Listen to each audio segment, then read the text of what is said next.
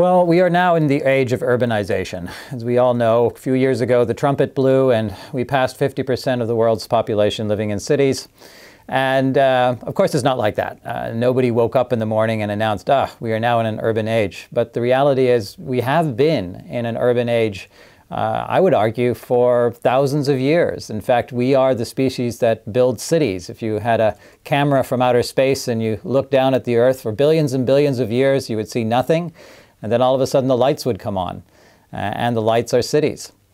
So today we are now, for the first time, we have over half our population living in cities. And what is a city? A city is a dense and frequent interaction. It is a place where you do not have to wait a week to see a friend, to eat a foreign food, to have a conversation. And with this acceleration, with this density, we change ourselves. We change ourselves economically, we change ourselves socially, and of course we change ourselves environmentally.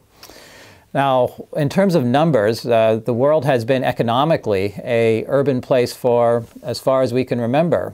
Today, world GDP is approximately 65 to 70% from urban areas. Looking forward, the growth will be 80% plus from urban areas. The top 100 cities in the world, not a lot, the top 100 cities will be 34% of GDP growth, and the top 600 will be 64% of GDP growth. It's staggering to think of the opportunity, of the potential that is in these cities.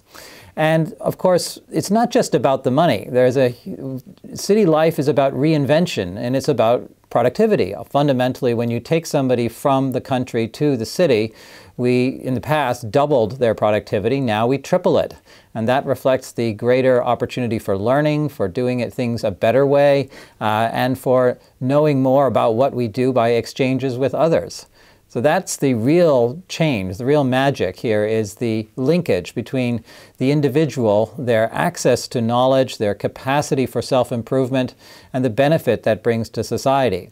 Of course, that also has some other externalities, notably around the impacts on the environment, where we see resources being consumed to build cities. As a result, in the last decade, we've seen resource prices spike to a level that hasn't been there for 100 years. So 100 years of improvements of resource extraction technology have all of a sudden disappeared as we've had this short-term demand spike. So there's clearly an issue about how fast we build cities and with what materials and how efficient.